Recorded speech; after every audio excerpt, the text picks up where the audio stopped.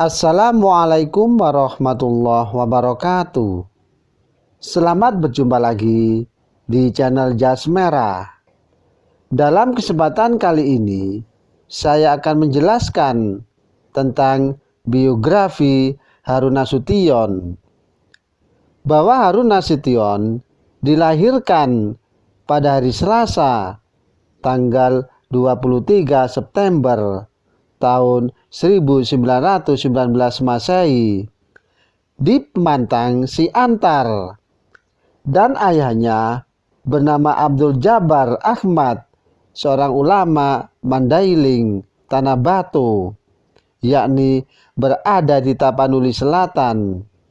Beliau diangkat oleh pemerintah Belanda sebagai kepala agama merangkap hakim agama di tempat yang sama. Bahwa Harun Nasution adalah putra keempat dari 5 bersaudara.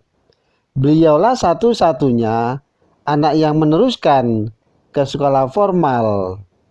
Dan pada usia 7 tahun, Harun Nasution masuk sekolah Belanda, yang kemudian selama 7 tahun hingga berusia 14 tahun.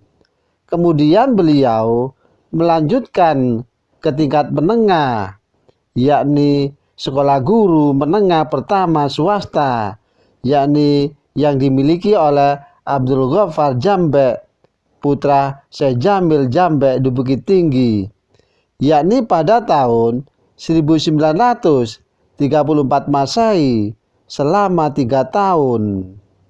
Dari inilah pikiran nakalnya mulai muncul. Orang tuanya merasa pikiran anaknya mulai berubah.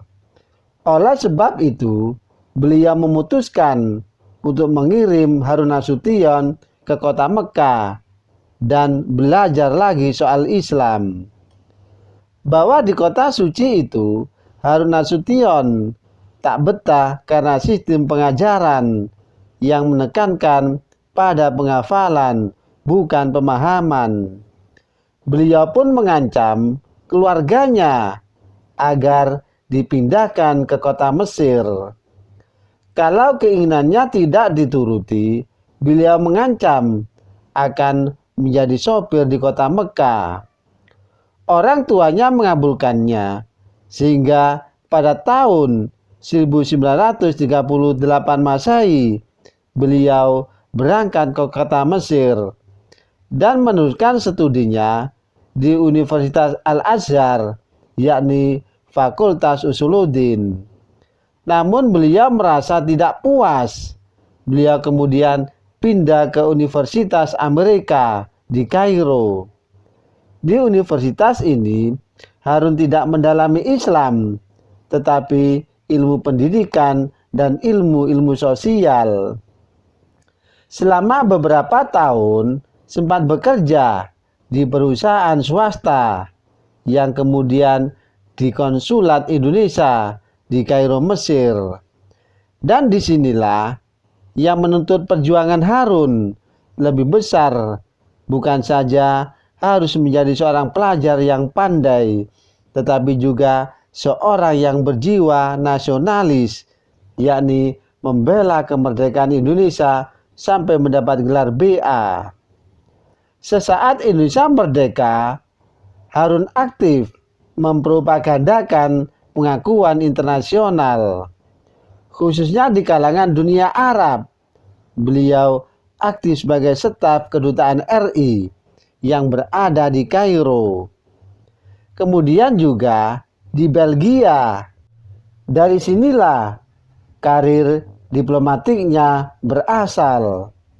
Di beberapa tahun kemudian, beliau aktif di Kedutaan Besar Indonesia yang berada di Brussels. Di tengah situasi politik di Indonesia yang tidak menentu, terutama pada tahun 1960-an, beliau menarik diri dari karir diplomatiknya dan pulang ke kota Mesir. Dan di kota Mesir, beliau kembali menggeluti dunia ilmu di sebuah sekolah tinggi studi Islam. Di bawah bimbingan salah seorang ulama fikih, yakni yang terkemuka di kota Mesir, yakni Abu Zahra.